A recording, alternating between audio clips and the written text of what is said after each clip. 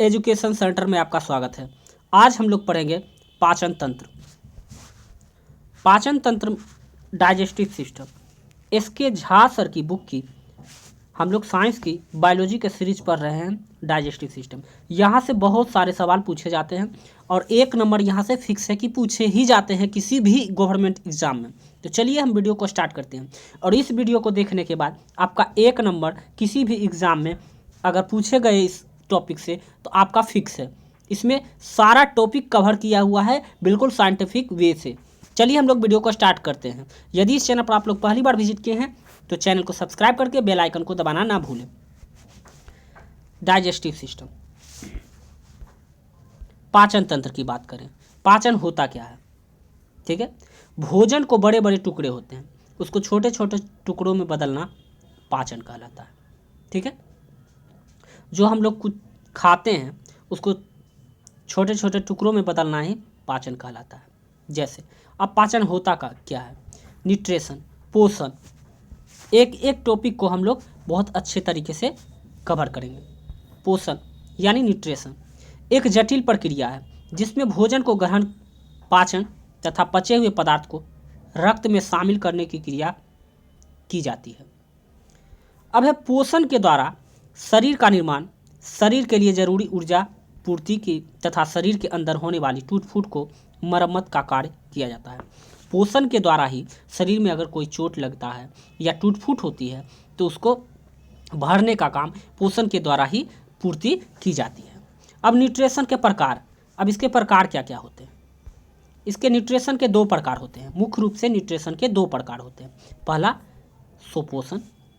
सुपोषण अब किसे कहते हैं? वैसा पोषण जिसमें जीव अपना भोजन स्वयं बनाते हैं उसको सुपोषी कहते हैं, यानी ऑट्रोफिक न्यूट्रिशन कहते हैं। सुपोषी मतलब कि वैसा पोषण जिसमें जीव अपना भोजन स्वयं बनाते हैं उसको सुपोषी कहते हैं। ठीक है, जैसे घास। ठीक है, हरे पौधे। हरे पौधे क्या होते हैं? अपना भोजन स्वयं बनाते हैं, जिसे हम लोग कहते हैं, इसे हाइलोपैथिक न्यूट्रिशन भी कहा जाता है। याद रखिएगा, इसे जो भोजन, वैसे पौधे जो अपना भोजन स्वयं बनाते हैं उसको हाइलोपैथिक न्यूट्रिशन भी कहते हैं, क्योंकि इसमें सरल यौगिक को जटिल यौगिक में परिवर्तन करता है। याद रखिएगा, किसमें सरल यौगिक को जटिल यौगिक में परिवर्तन करता है? तो याद रखिएगा, सुपोषण में। अब दूसरा होता है परपोषण। परपोषण कहने का मतलब है जो दूसरे पर निर्भर हो। ठीक है, वैसा पोषण जिसमें जीव भोजन के लिए अन्य जीव पर निर्भर होते हैं।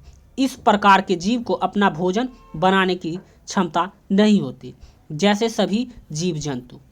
ठीक है, अब है परपोषी। निम्न प्रकार के होते हैं। अब परपोषी के प्रकार क्या है? पहला है प्राणी सदृश। ठीक है, प्राणी सदृश। इस प्रकार के पोषण में जटिल यौगिकों के एंजाइम की सहायता से सरल यौगिकों में परिवर्तित किया जाता है। ठीक है, जैसे मनुष्य, हाथी, घोड़ा, पक्षी इत्यादि आते हैं प्राणी सदृश में। अब दूसरा है मृतपोजीवी पोषण। ठीक है, ये परपोषी हम पढ़ रहे हैं।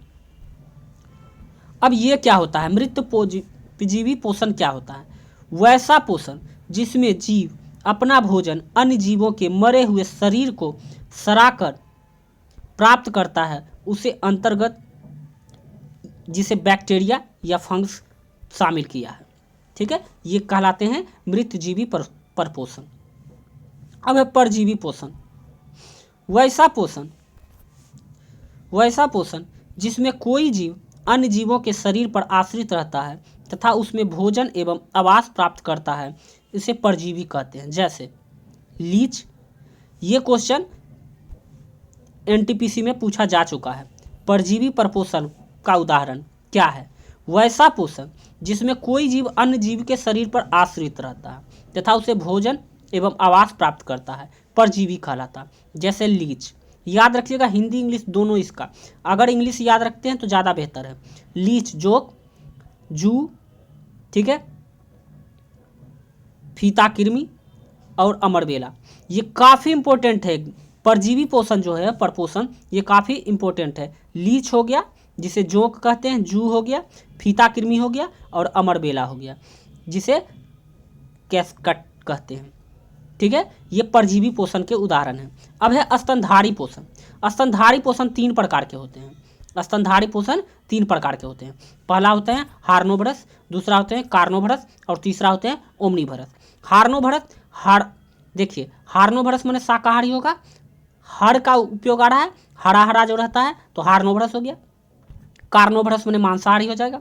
ओमनी का मतलब होता है ओल, पूरा, यानी ओमनीवरस जो सर्वाहारी हो, शाक सब्जी और मांस मछली दोनों खाता हो। इस तरह से आप लोग इस टॉपिक को पकड़ लीजिएगा आसानी से कि किसका क्या मतलब है। वैसा जीव जो अपना भोजन पौधे से प्राप्त करते हैं शाकाहारी कहलाते हैं। जैसे पौधे से कौन अपना भोजन, खरगोश है जो कि घास खाते हैं, बकरी है, गाय है, ये सब क्या है, शाकाहारी है। हार्नोवरस प्राणी है, शाकाहारी प्राणी है, जो कि अपना भोजन कहाँ से प्राप्त करते हैं, पौधों से प्राप्त करते हैं, उसे शाकाहारी कहते हैं। अब कार्नोवरस की बात की जाए, अर्थात मांसाहारी की बात की जाए, वैसा जीव जो अन्य जीवों को भोजन के रूप में ग्रहण करते हैं मांसाहारी कहलाते हैं। जैसे बाघ, चीता, शेर, सांप, मेढक, ये सब क्या है, कार्नोवरस है, मांसाहारी जीव है। अब ओमनीवरस की बात की जाए, अब आगे हम लोग पढ़ेंगे ओमनीवरस। देखिए यहाँ आ गया ओमनीवरस, अर्थात सर्वाहारी, वैसा स्तनधारी जीव जो भोजन के रूप में पौधे के साथ साथ जीव जंतु मांस का भक्षण करते हैं, ओमनीवरस कहलाते हैं, अर्थात सर्वाहारी कहलाते हैं। जैसे मनुष्य क्या है, ओमनीवरस प्राणी है। जंगली सूअर, चिंपैंजी और भालू, ये ओमनीवरस के उदाहरण हैं। अब भोजन के अवयव हैं, कंपोनेंट्स ऑफ फूड। अब कंपोनेंट्स ऑफ फूड की बात की जाए, ठीक है, देखिए मनुष्य के शरीर आवश्यकताओं की पूर्ति के लिए भोजन की आवश्यकता होती है, जिसमें कुल मिलाकर 40 तत्व होते हैं। ठीक है, इन सभी तत्वों में कार्बोहाइड्रेट, प्रोटीन तथा वसा महत्वपूर्ण भाग होता है। इसके अलावा खनिज, लवण, जल तथा विटामिन शामिल होते हैं। ठीक है, अब तत्वों के आकार के आधार पर, ठीक है, अब तत्वों के आकार के आधार पर इन्हें 2 भागों में बांटा जाता है। पहला है बृहद अणु। ठीक है, भोजन में मौजूद वैसे अणु जिनका आकार बड़ा होता है उसे माइक्रोमोलिक्यूल कहा जाता है, यानी बृहद अणु कहा जाता है। बृहद अणु को पचाने के दौरान सूक्ष्म अणु में परावर्तित किया जाता है। ये निम्नलिखित प्रकार के होते हैं। कौन, बृहद अणु यानी माइक्रोमोलिक्यूल। माइक्रोमोलिक्यूल जो होते हैं सूक्ष्म अणु में परावर्तित किया जाता है, जो इस प्रकार है, कार्बोहाइड्रेट, प्रोटीन है और वसा है। ठीक है, कार्बोहाइड्रेट ग्लूकोज के रूप में रहता है। ये क्वेश्चन भी एनटीपीसी में 2021 में पूछा जा चुका है। कार्बोहाइड्रेट जो रहता है वो ग्लूकोज के रूप में रहता है, और प्रोटीन रहता है एमिनो अम्ल के रूप में, ये भी क्वेश्चन पूछा जा चुका है। और वसा जो होता है, जिसे फैट्स और लिपिड कहते हैं, वो फैटी एसिड के रूप में मौजूद होता है। अब बात करते हैं सूक्ष्म अणु की, ठीक है, माइक्रोमोलिक्यूल की। भोजन, ठीक है, भोजन में मौजूद वैसे घटक जिनका आकार छोटा होता है सूक्ष्म अणु कहलाता है। ठीक है, भोजन में मौजूद वैसा घटक होगा जिसका आकार अति सूक्ष्म होता है, उसे हम सूक्ष्म अणु कहलाते हैं। अब माइक्रोमोलिक्यूल्स को पचाने की आवश्यकता नहीं होती है। ठीक है, माइक्रोमोलिक्यूल्स को पचाने की आवश्यकता नहीं होती है। इसके अंतर्गत निम्नलिखित घटकों को शामिल किया गया है, जैसे विटामिन, मिनरल और वाटर। ठीक है, विटामिन है, खनिज है और जल है। अब बात करते हैं मैक्रोमोलिक्यूल की, यानी बृहद। माइक्रो मतलब होता है लघु और मैक्रो मतलब होता है बृहद अणु। ठीक है, अब यहाँ बात करते हैं कार्बोहाइड्रेट की। ठीक है, कार्बोहाइड्रेट, एक एक टॉपिक को ध्यान से देखिएगा। यह भोजन का सबसे बड़ा भाग होता है। भोजन का सबसे बड़ा भाग क्या होता है, कार्बोहाइड्रेट।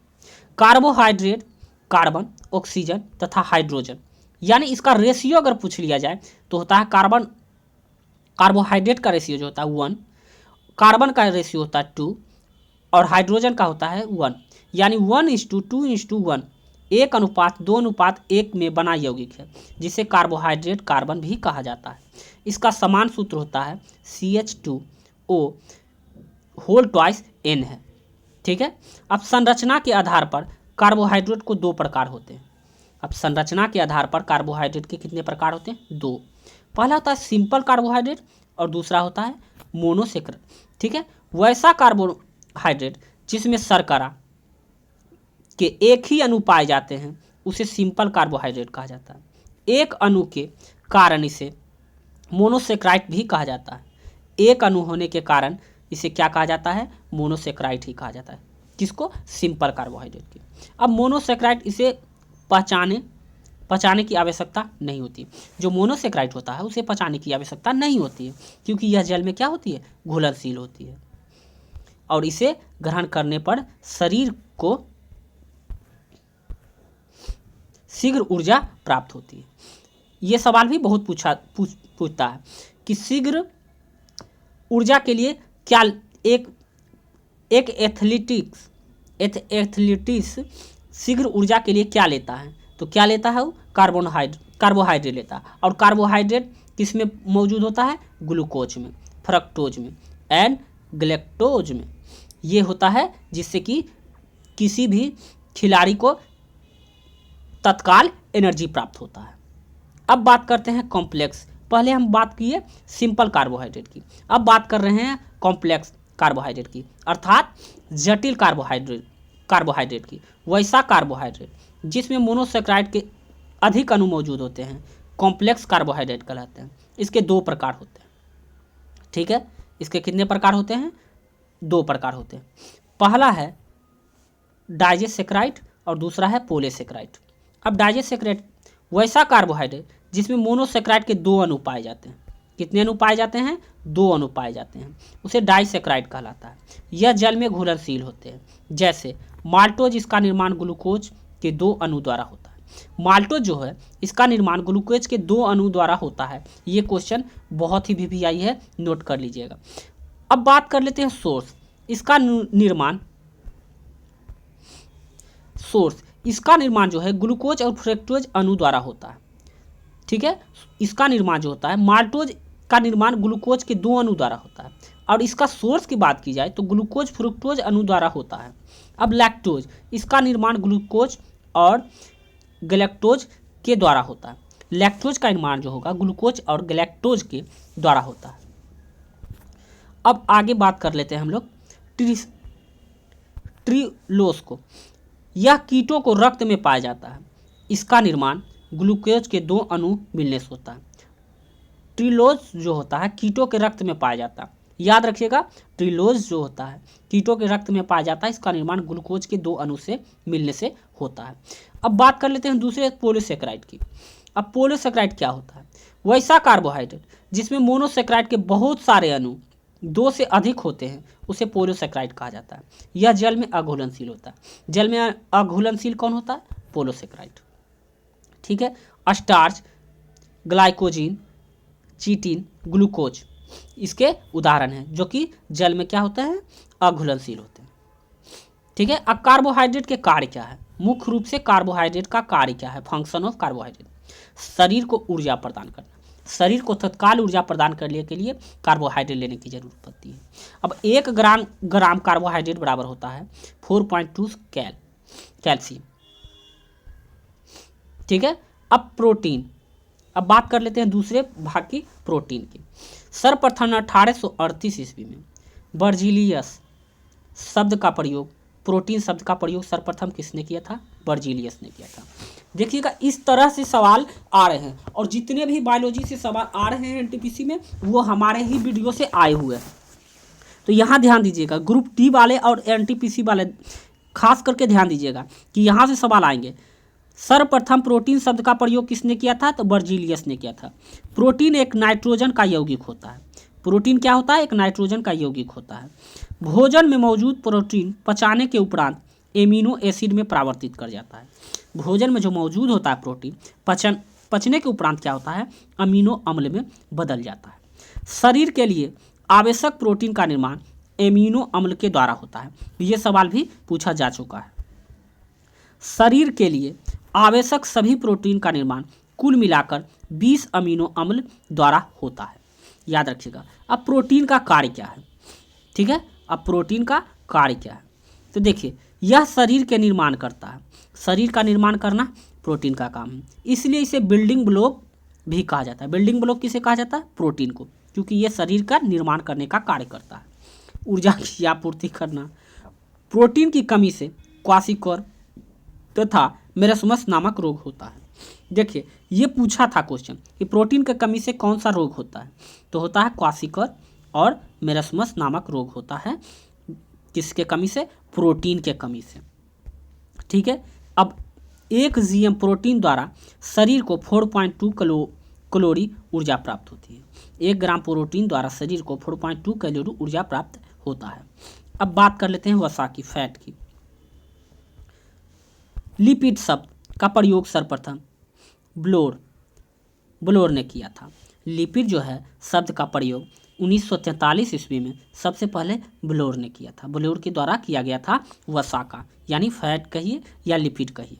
भोजन में मौजूद वसा पाचन के उपरांत फैटी एसिड तथा ग्लाइकोरोल में टूट जाता है, जो कोशिका द्वारा पुनः व्यवस्थित होकर शरीर के लिए जरूरी फैट्स का निर्माण करते हैं।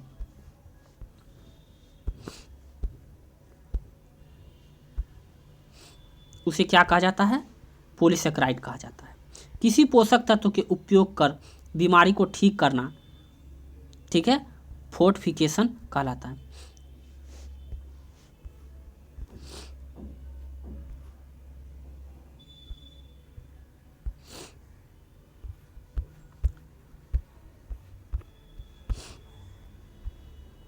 अब यहाँ देखिए, फैट शरीर के महत्वपूर्ण अंगों को सुरक्षा प्रदान करता है। फैट जो होता है शरीर के महत्वपूर्ण अंगों को सुरक्षा प्रदान करता है, जबकि प्रोटीन क्या है, मरम्मत करता है। इसके द्वारा कोशिका द्रव, कोशिका झिल्ली, केंद्रक द्रव, केंद्रक झिल्ली इत्यादि का निर्माण होता है। किसके द्वारा होता है, फैट के द्वारा। फैट के द्वारा जो होता है कोशिका द्रव, केंद्रक द्रव, केंद्रक झिल्ली, ये सभी का क्या होता है, निर्माण होता है फैट के द्वारा। फैट के द्वारा ऊष्मा का निर्माण होता है, जिससे शरीर का तापमान नियंत्रित करता है। शरीर का तापमान नियंत्रित कौन करता है, फैट, जिसमें ऊष्मा का निर्माण होता है। अब बात करें, इसके द्वारा एडिपोज टिश्यू का निर्माण होता है। इसके द्वारा कौन सा टिश्यू का निर्माण होता है, फैट के द्वारा एडिपोज टिश्यू का निर्माण होता है। वसा कुछ विटामिन के लिए सोलवेंट, विलायक का कार्य करता है, जैसे vitamin A, D, vitamin E, vitamin के। वसा के लिए ऊर्जा का मान विलायक का काम, यानी BC विटामिन छोड़कर ये वसा में क्या है, विलायक है, यानी घुलनशील है। ये सवाल बहुत बार पूछ चुका है कि वसा में कौन सा विटामिन घुलनशील है। ठीक है, तो BC छोड़कर, यानी विटामिन B और C को छोड़ दिया जाए तो सभी विटामिन क्या है, वसा में घुलनशील है। ठीक है, अब वसा के लिए ऊर्जा का मान सबसे अधिक होता है। वसा के लिए जो ऊर्जा का मान होगा वो सबसे अधिक होगा। 1 ग्राम वसा बराबर होता है 9.2 कैलोरी, 9.2 कैलोरी। यह दूध, घी, मक्खन, बीज का तेल, ठीक है, में पाया जाता है।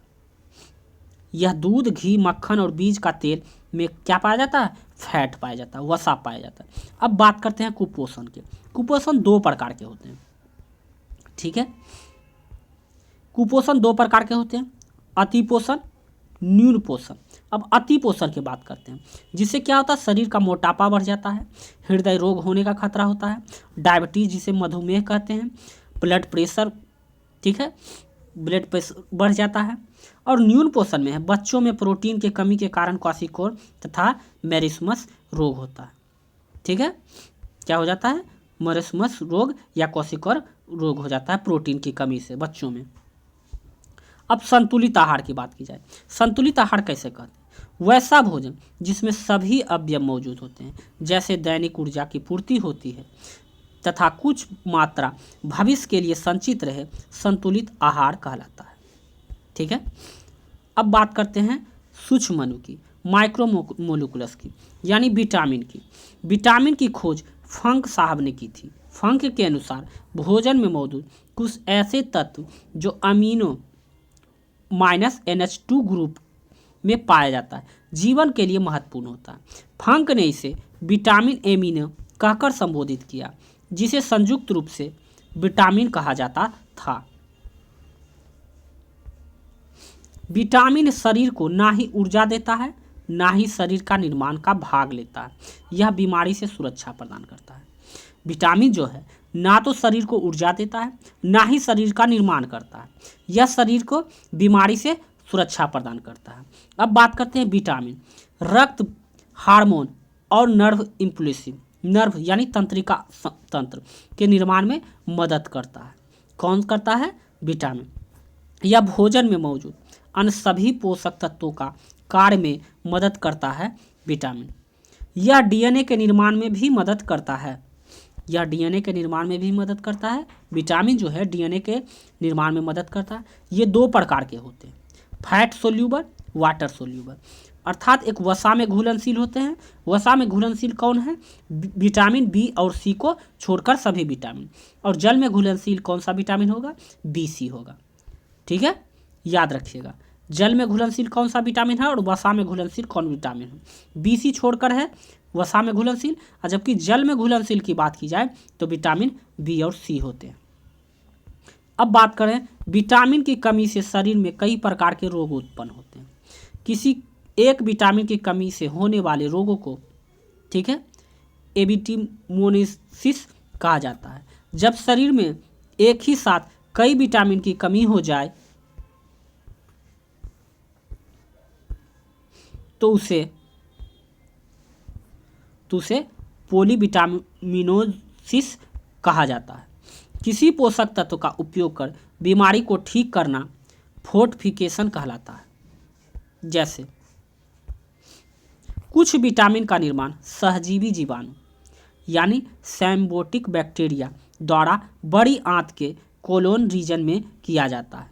जैसे vitamin B3, B6, B12 and के का निर्माण।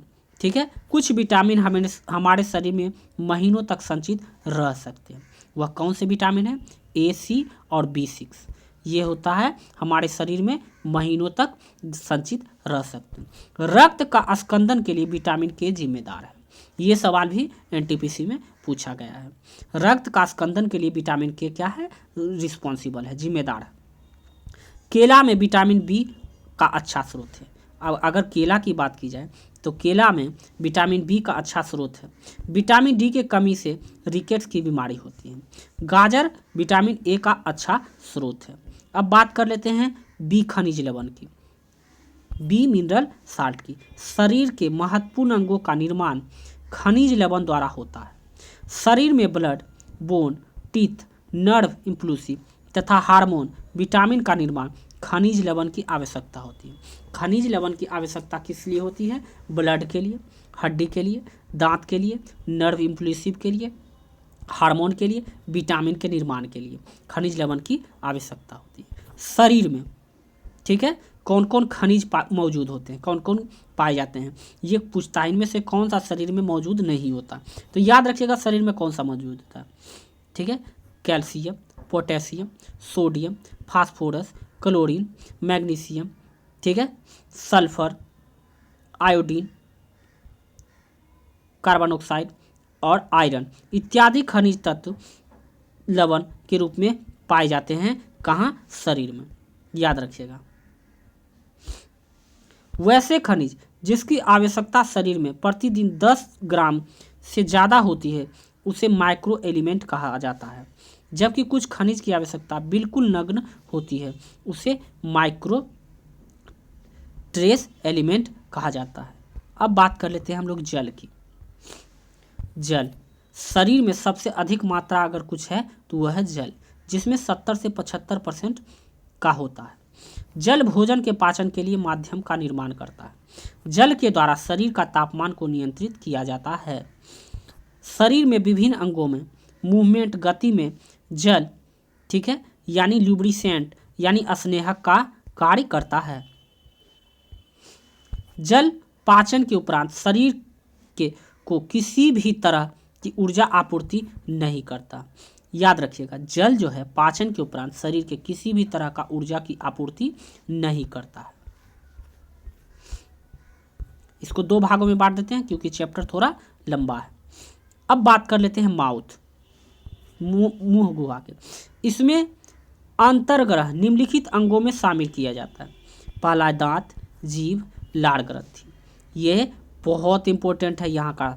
अब बात कर लेते हैं हम लोग सबसे पहले दांत। दांत कितने प्रकार के होते हैं? दांत मुख्यतः 2 प्रकार के होते हैं, ठीक है, जो अलग अलग जंतु में पाए जाते हैं। पहला है होमोडोंट और दूसरा है हेट्रोडोंट। वैसे जंतु जिसके जबड़ों पर निकलने वाले सभी दांत एक ही प्रकार के होते हैं होमोडोंट कहा जाता है, जैसे सांप, छिपकली, कछुआ, मछली इत्यादि।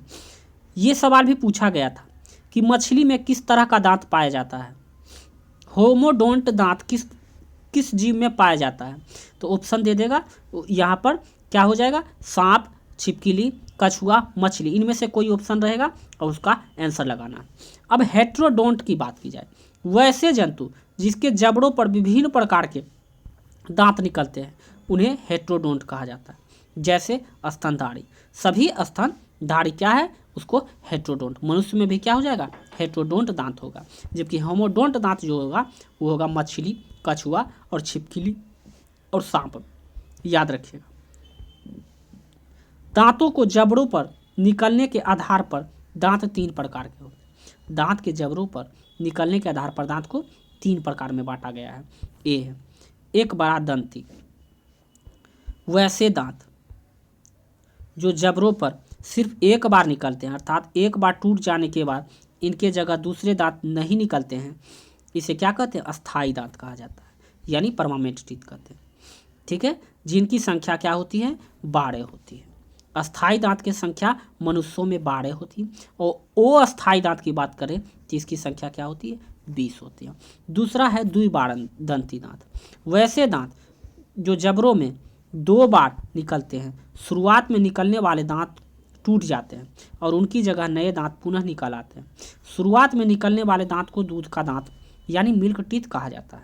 मिल्क टीथ की संख्या 20 होती है, जिसे अस्थाई दांत भी कहा जाता है। और तीसरा है बहुबारदंती। वैसे दांत जो जबड़ों पर बार बार निकलते हैं, अर्थात जितने बार टूटते हैं उनके जगह नए दांत निकल जाते हैं, जैसे स्तनधारी, सांप, छिपकली, मगरमच्छ को छोड़कर अनवेजिटेबल कैसुरुकु, जिसके बैक में रीढ़ की हड्डी होती है, के दांत।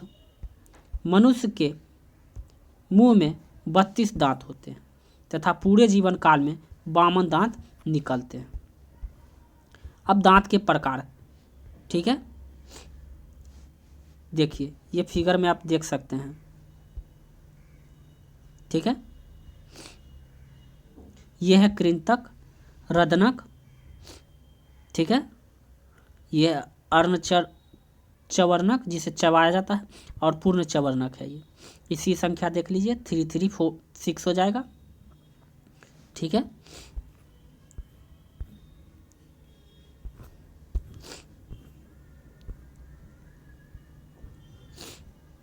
अब इसका आज के लिए बस इतना ही। इसका नेक्स्ट सीरीज भी जल्द ही अपलोड कर दिया जाएगा।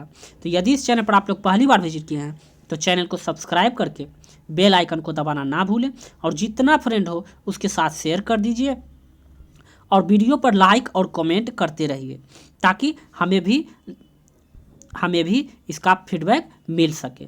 तो मिलते हैं हम लोग नेक्स्ट वीडियो में। आज के लिए बस इतना ही। जय हिंद।